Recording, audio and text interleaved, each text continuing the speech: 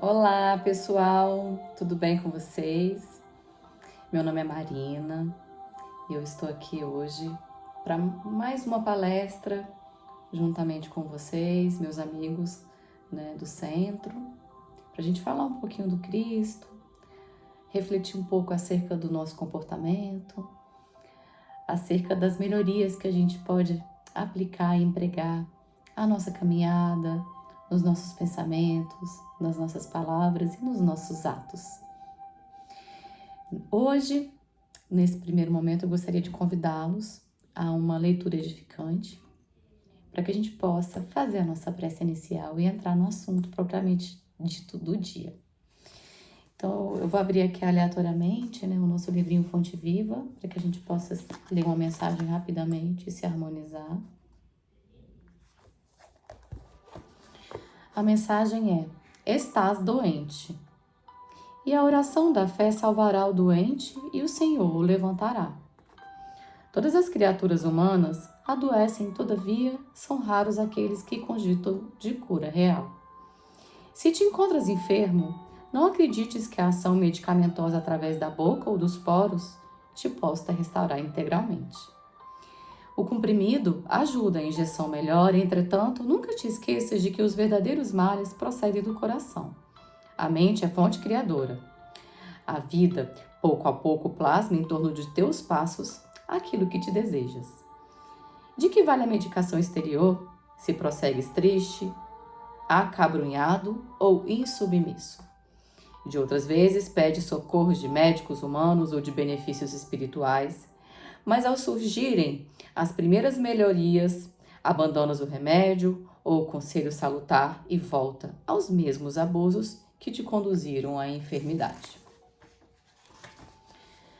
Como regenerar a saúde se perdes longas horas na posição de cólera ou de desânimo? A indignação rara, quando justa e construtiva do interesse geral, é sempre um bem, quando sabemos orientá-la, um serviço de elevação. Contudo, a indignação diária, a propósito de tudo, de todos e de nós mesmos, é um hábito pernicioso, de consequências imprevisíveis. O desalento, por sua vez, é clima anestesiante que entorpece e destrói. E que falar da maledicência ou da inutilidade, com as quais despendes tempos valiosos e longo em conversação infrutífera, extinguindo as tuas forças?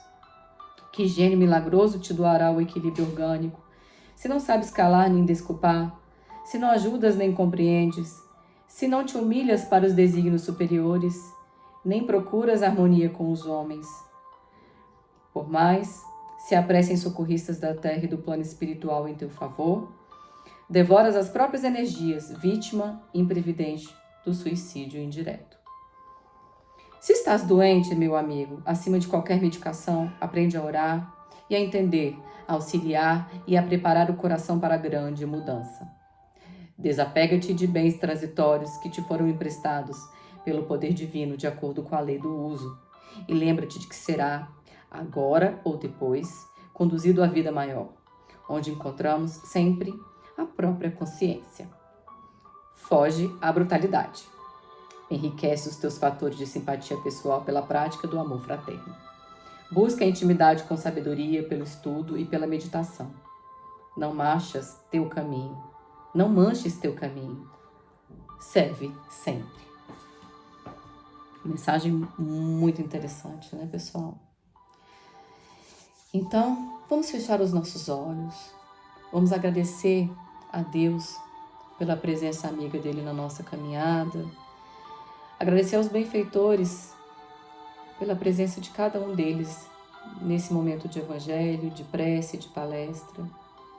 Mestre Jesus, que o Senhor possa adentrar no lar de cada um de nós, protegendo e abençoando os nossos entes, os nossos filhos, os nossos maridos, as nossas esposas. Que a luz, o amor, o entendimento se façam presentes dentro dos nossos lares, Senhor. Que nós possamos amar diariamente e sem restrições, Pai. E que esse amor possa transbordar, nos inundar e fazer com que nós deixemos o egoísmo, a maledicência e tantos outros sentimentos que ainda são tão enraizados à nossa personalidade para trás. Muito obrigada, Mestre Jesus. Muito obrigado, Maria Santíssima. Que assim seja, graças a Deus e graças a Jesus. Pessoal, hoje a gente vem falar da mensagem Filho e Censor. E essa mensagem, ela traz, né, uma pequena parte daquela história que nós conhecemos, que nós escutamos desde muito jovens, né, do filho pródigo. E muito curioso é porque muitas vezes quando a gente pensa em filho pródigo e quando contavam pra gente a passagem do filho pródigo quando nós éramos crianças ou jovens, a gente pensava sempre no abandono, né, do filho em relação ao pai e à família. E a gente tinha ali, no fundo, aquela impressão de que o filho que abandonou a casa que era o errado e que era realmente o vilão da história, né? E com o tempo, quando você vai lendo, estudando, aprofundando, né, já com viés e com olhar espírita, né, cristão, a gente consegue ver como o irmão que estava ali o tempo inteiro ao lado do pai, ele está ali revestido de tantas falhas, né, de tantas imperfeições que não são tão comuns quando a gente compara com o nosso dia a dia. A gente vive numa rotina, né? Eu falo muito que existe a paz de Deus e existe a paz do mundo.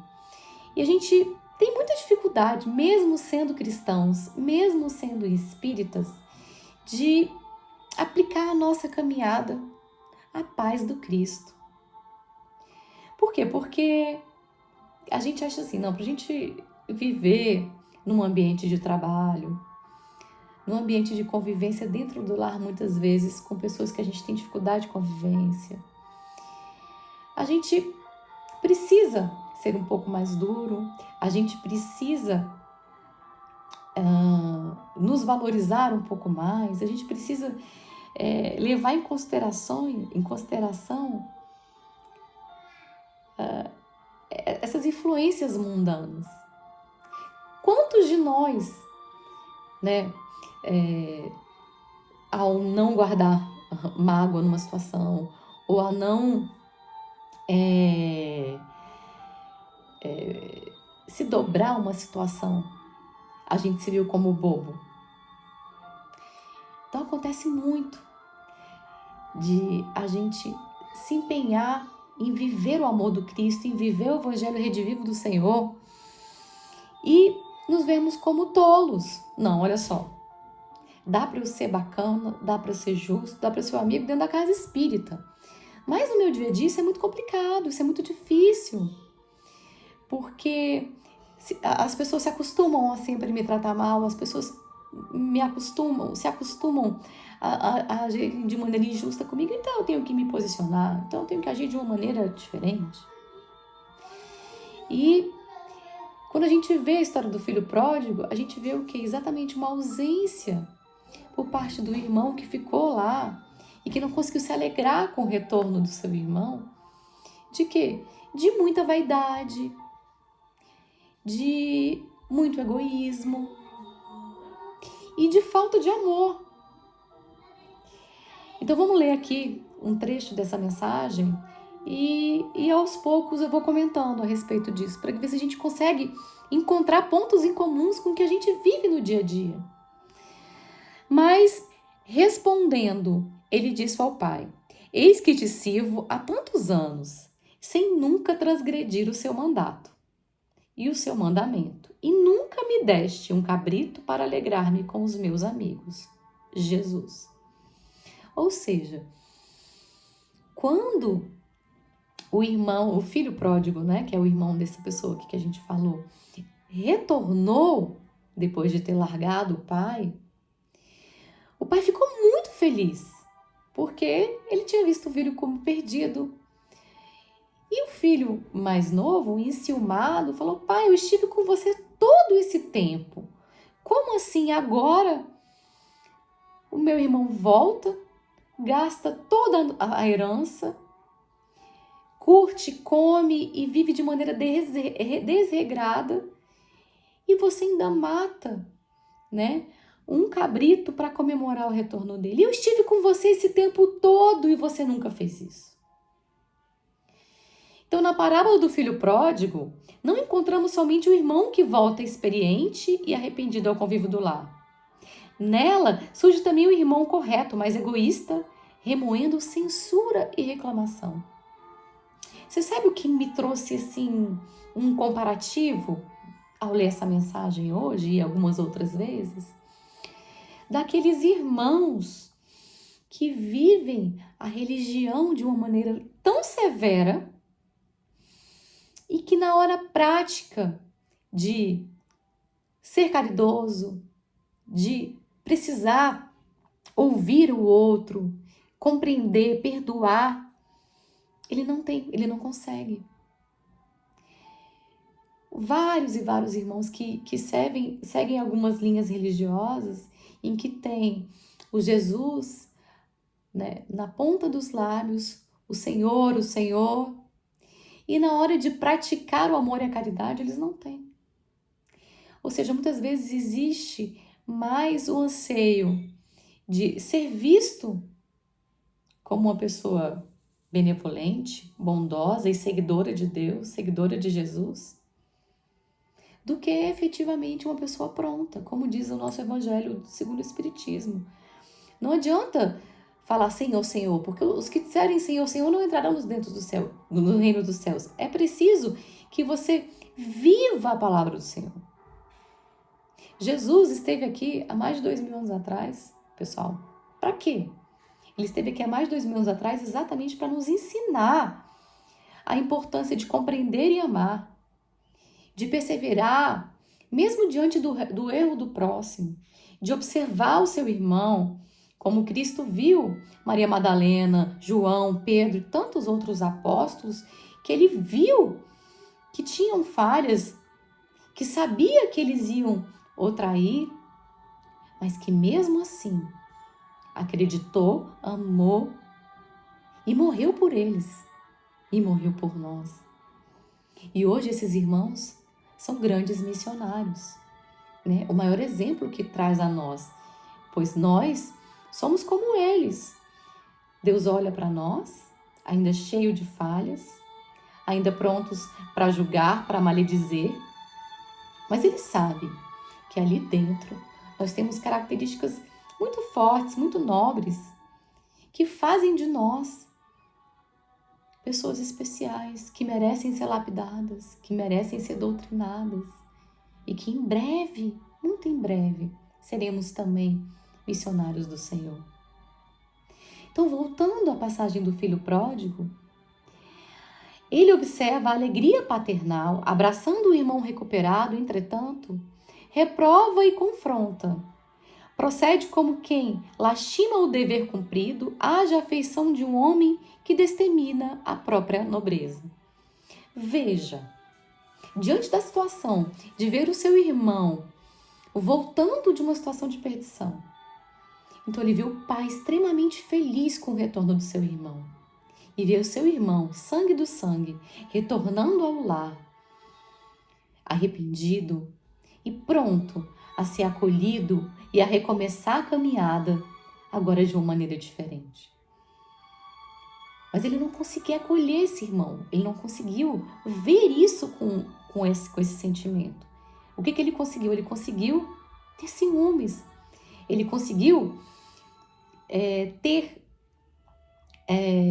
uma cobiça em relação ao que o irmão dele recebeu antecipadamente, gastou tudo e voltou sem nada. Veja quantas vezes na nossa vida a gente age dessa maneira. E quantas vezes que a gente age dessa maneira, né, seguindo a paz do mundo que eu falei aqui no início. Predominantemente as pessoas, elas agem dessa maneira. Por quê? Porque a gente não está pronto para olhar um irmão feliz porque ele retornou, feliz em oferecer para ele a oportunidade de ser diferente, de agir de maneira diferente. Muitas vezes a gente quer que a pessoa seja punida a todo custo, mesmo sabendo, nós espíritas, que não tem uma atitude que não tem uma reação. Toda lei, toda ação tem uma reação. Todo plantio tem sua colheita. E por mais que eu esteja arrependido, eu tenho a minha colheita em relação a isso, né? Eu recebo o perdão do Senhor, eu recebo o perdão e o acolhimento de irmãos, mas eu sei, né, que tudo de mal que eu causei, eu vou receber também. Então, continuando. Atende-lhes aos interesses, vigiando-lhe o pão e a prata. Esse irmão, esse filho, que esteve o tempo inteiro ao lado do pai, ele atendia aos desejos e às vontades do pai, não por amor, mas como aquele fiel que busca recompensas, que busca reconhecimento. Porque se ele estivesse fazendo aquilo do fundo do coração dele, ele não ficaria magoado do pai acolher o filho. Ou seja, a gente consegue ver nessa postura do irmão falta de fraternidade, falta de amor sincero até mesmo pelo pai. Se o coração paterno demonstra grandeza de sentimento, explode em ciúme e queixa. Se perdoa e auxilia, interpõe o merecimento de que se julga detentor, tentando limitar-lhe a bondade. Perde-se num misto de crueldade e carinho, sombra e luz. É justo e injusto, temo e agressivo, companheiro e cessor.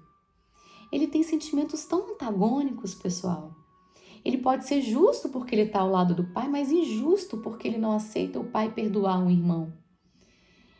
Ele é temo porque ele está ali temendo a vontade de seu pai e respeitando, mas ele é agressivo ele não entender e não aceitar o amor. E ele é companheiro e ao mesmo tempo censor. Porque que tipo de companheiro é esse que cita e dita condições para que exista o amor e o acolhimento paterno? No caminho da fé, analisa igualmente a tua atitude. Ele fala isso pra gente agora. Há pouco eu comentei que existem algumas religiões que são muito apegadas à adoração a Deus. Então a gente utiliza muitas vezes a nossa fé para agredir, para atacar e para o que, gente? Julgar. Qual foi a postura aqui do irmão? A postura dele foi a postura de julgar, de se achar superior. Por quê? Porque esteve com o pai todo momento, porque não abandonou o lar. E muitas vezes aquela pessoa que está ali com mel nos lábios, calada, mas temente, tem o coração e as atitudes contaminadas, doentes. Se te sentes ligado à esfera superior por teus atos e diretrizes, palavras e pensamentos, não te encarceres na vaidade de ser bom. Não te esqueças, em circunstâncias alguma, de que Deus é Pai de todos, e se te ajudou para estares com Ele, é para que estejais com Ele ajudando aos outros. Jesus dizia, pessoal, que quando fazes aos pequeninos, é a Ele que estás fazendo. E a gente se apega muito a pensar nos pequeninos como mendigos, ou aos pequeninos como crianças. E aos pequeninos, pessoal, são as pessoas de uma maneira geral que precisam da nossa compreensão, que precisam da razão naquele momento, que precisam do acolhimento naquele instante. Então hoje, eu convido vocês a trazer essa parábola, essa passagem do filho pródigo para a vida de vocês.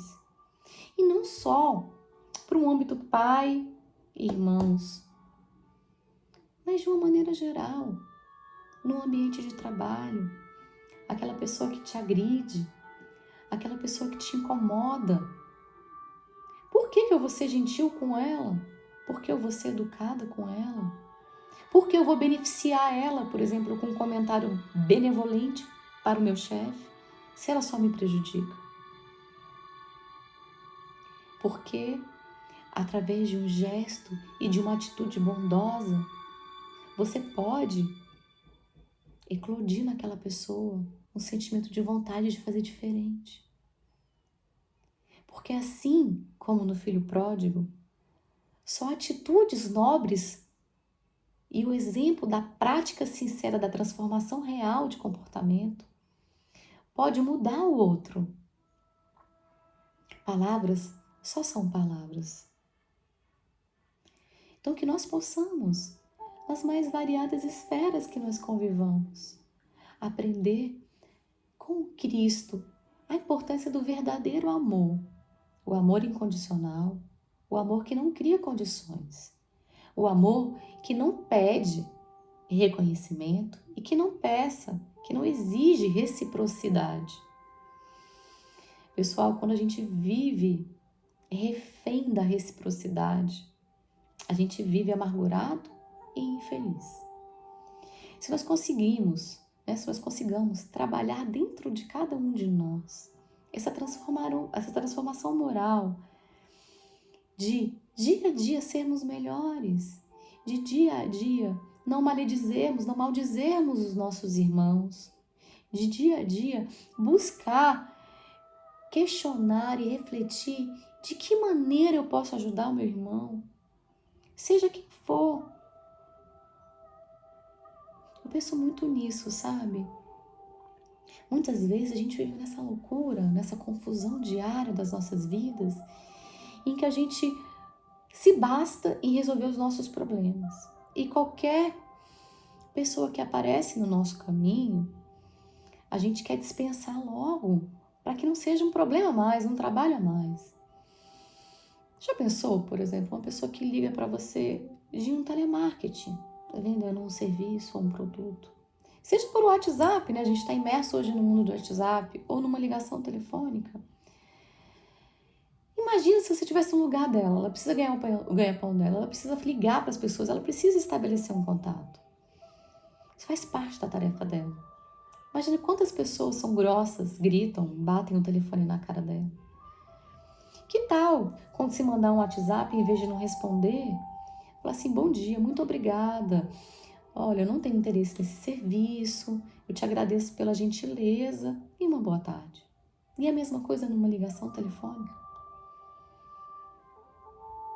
Então a gente está tão contaminado que a gente acha que as pessoas que passam pelo nosso caminho, elas estão nos importunando. A gente está no sinal, esperando, né, no trânsito, esperando um sinal, um semáforo abrir, e a pessoa aparece para pedir um dinheiro ou para vender alguma coisa. A gente não sai nem do celular, a gente fica digitando enquanto a pessoa passa como se ela fosse invisível.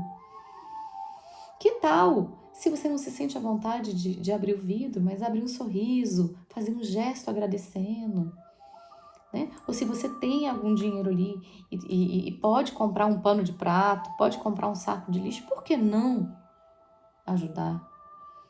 Como disse Jesus: quando fizestes aos pequeninos, estás fazendo a mim. Sem julgar e sem condicionar.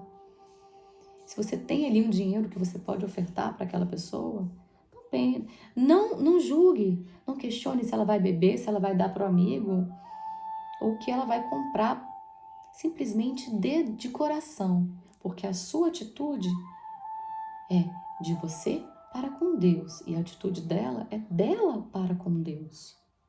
Então, como nós falamos aqui na parábola do filho pródigo, que traz para a gente o maior ensinamento de não julgueis, de não condicioneis, que o amor, que o perdão, que a fraternidade, ela não pode estar condicionada a o julgamento, a fatos regressos. A gente que é espírita, pessoal, muitos de nós já trabalhamos muito dentro de grupos espíritas, né? De desobsessão, de tratamento de desencarnados. E a gente sabe que não existe o demônio e o anjo, né? Nós estamos demônios e nós estamos anjos. E quando a gente fala estamos demônios, é porque todos nós estamos o quê? Fadados à melhoria, fadados à evolução. Divaldo diz isso, que por mais que você não queira agora, você vai evoluir, você vai virar um espírito de luz. E, como eu falei, como a gente já viu isso muito dentro de grupo mediúnico, em doutrinação, pessoal, a gente só consegue fazer um irmão evoluir por meio do amor e da compreensão e do não julgamento. Tanto o irmão encarnado como o irmão desencarnado, ele só vai ultrapassar aquele patamar, evoluir, né? Aceitar um tratamento, né? Um irmão obsessor, por exemplo, deixar de obsediar um irmão ou aceitar um tratamento espiritual via uma colônia espiritual, se ele se sentir amado, se ele vê ali a oportunidade de recomeçar. E todos nós, dos que ainda não despertaram para o amor fraterno, até os que já estão, né, vivenciando e sentindo o amor do Cristo, existe lá dentro uma essência positiva, um amor a alguém e algum sentimento de bondade. Que nós possamos despertar e potencializar ela ao máximo. Então eu agradeço a vocês, o nosso tempo está chegando ao fim. E vamos fechar os nossos olhos e vamos fazer a nossa prece final. Deus Pai de infinita bondade, eu te agradeço por esse dia, te agradeço por essa palestra, agradeço por cada irmão, amigo que está aqui assistindo nesse instante. Peço, Senhor, para que essa vibração salutar adentre no lar de cada um de nós, trazendo proteção espiritual, trazendo intuição, Pai, e vigilância para amar, para servir. Que nós saibamos, Pai, a cada momento dos nossos dias, que nós só iremos crescer e só iremos avançar por meio do amor, por meio do trabalho na seara de Jesus. Que Maria, Mãe Santíssima, Jesus, Mestre amado, e os mentores de luz de cada um de nós se façam presente. Adentrem no lar de cada um de vocês e protejam a família e o lar de cada um de nós. Que assim seja, Mestre amado, graças a Deus e graças a Jesus. Que o amor de Cristo esteja na vida de cada um de vocês, meus irmãos. Agradeço infinitamente pela atenção de vocês, agradeço pela oportunidade de estar aqui mais um dia, fazendo essa palestra com muito amor, com muito carinho. Um beijo e que Deus os abençoe.